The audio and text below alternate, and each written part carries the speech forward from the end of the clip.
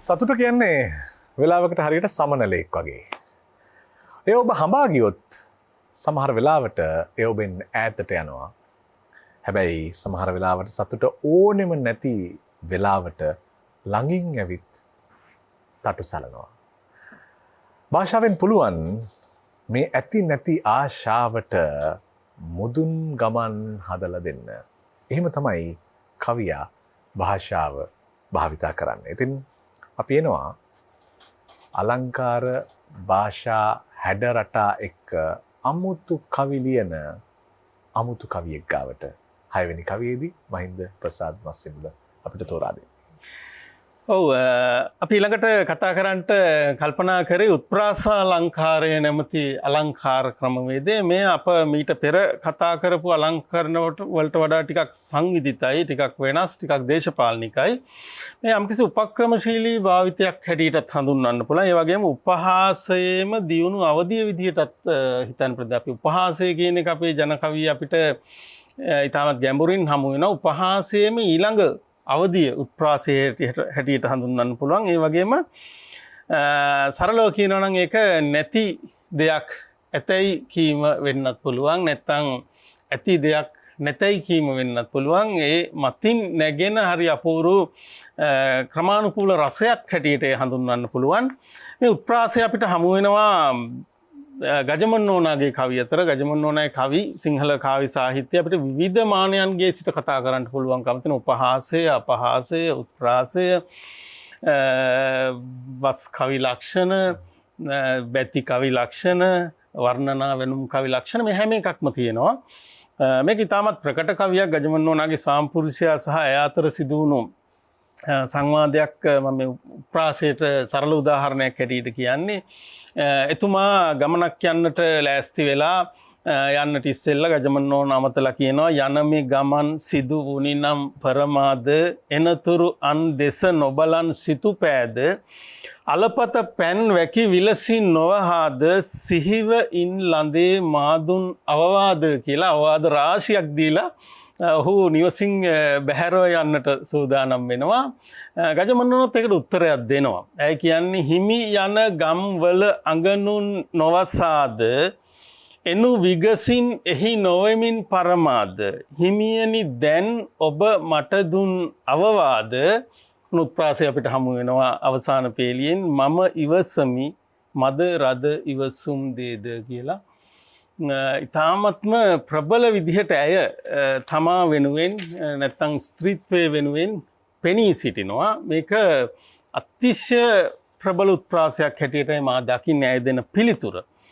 අපි තෝරාගත්තු කවියට ගියොත් වජිර ටිම්රාන් කීර්ති මෑත කාලේ වර්තමානයේ නව කවීන් අතර ඉතාමත්ම දීප්තිමත් කවියෙක් හැටියට ඔබ කීවා වගේම මේ අමුතු අලංකරණ ක්‍රම පාවිච්චි කරමින් කවි ලියන ඉතාමත්ම දක්ෂ කවියෙක්. ඔහුගේ සම්මානනීය කවිපොත ඒ ජෙට් එකේ ගියේ සමන් සිරිමයි නැමැති කවිපොතේ අපිට හමු වෙනවා හරි අපූර්ව කවියක්.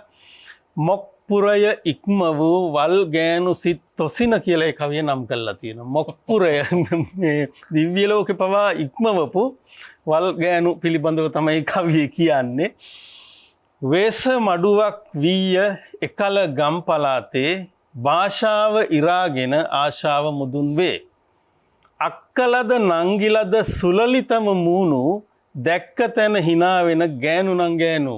එතනින් අන්න උන් තමයි ගෑනු දැක්ක තැන hina වෙනවා.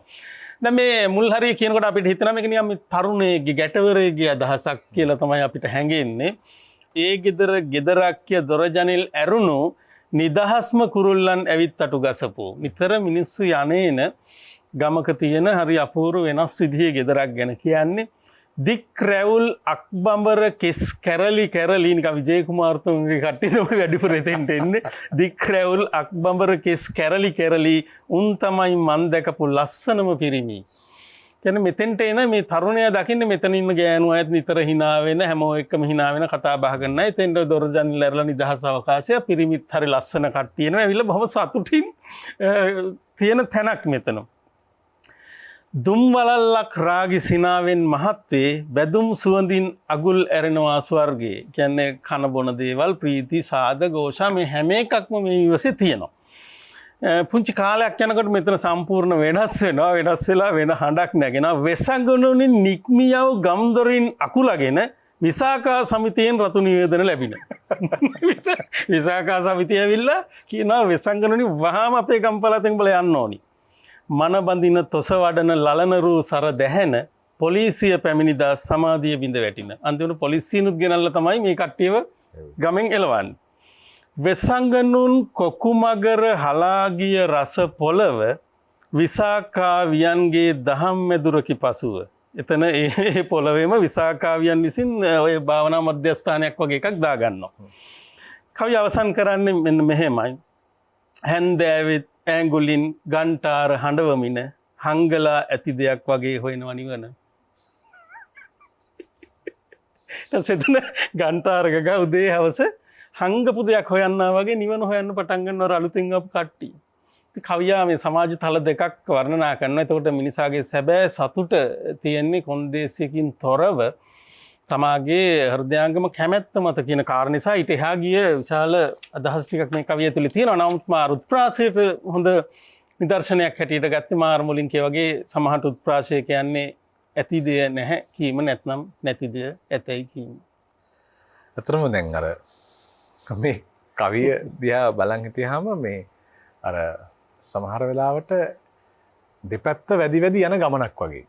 මේ බිත්තිය වදිනවා අර බිත්තිය වදිනවා ඒ රිදුම් ඒ තරමට දැනෙන්නේ නැති තැනක් වගේ. දැන් බැදුම් සුවඳින් අගුල් අරින හංගලා ඇති දේවල් ලස්සනට හොයන ඒ වගේම මේ අර එකපාරටම අපේ ශබ්ද පරාසයට දරා ගන්න බැරි ගන්ටාරේ වදින්නේ අන්තිමට. හැන්දෑවේ ඈගුලින් ගන්ටාර හඬවමින් හංගලා ඇති දෙයක් වගේ හොයනවා නිවන.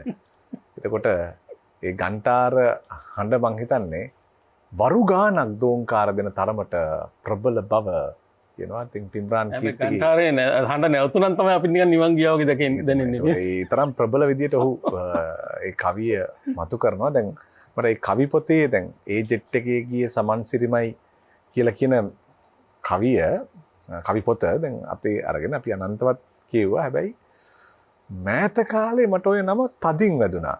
මොකද ඒ ජෙට් එකේ ගියේ සමන් සිරිමයි නිසා.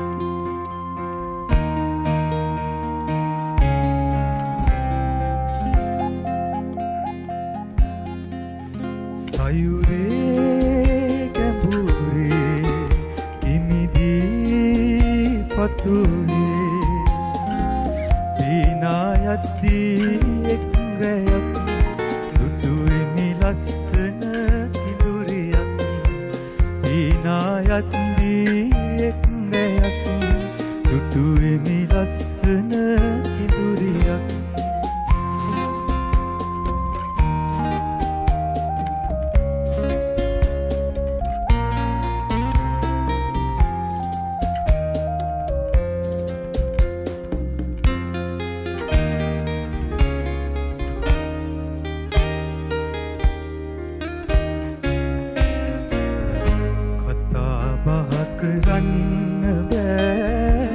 සිනාසී බලා ඇහි පිල්ලමින් ඉංගියක් කළා නැලවිලා.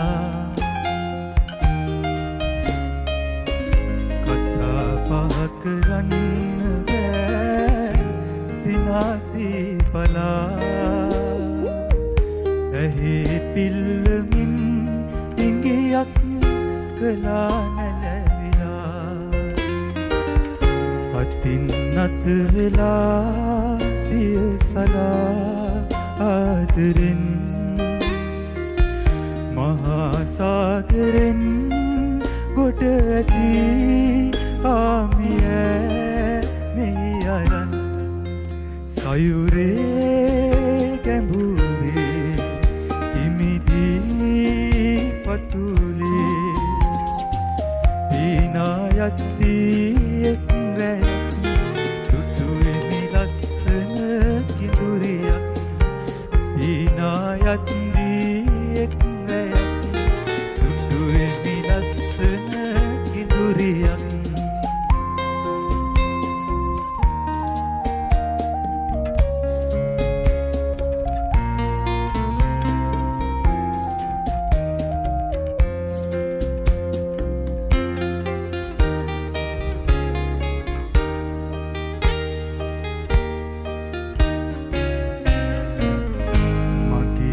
පැල්පතේ පියන්පත් වසා ඇති නිසා පැලේ කවුළුවෙන් එපිකම් කළා ඇතබා මගේ පැල්පතේ පියන්පත් වසා ඇති නිසා පැලේ කවුළුවෙන් එපිකම් කළා ඇතබා බිරින්දැකිපී පැළතුලින් මතුනා පාන්දර පහේ අඬ ඇසී මාගේ දැස පිබිදුනා සයුර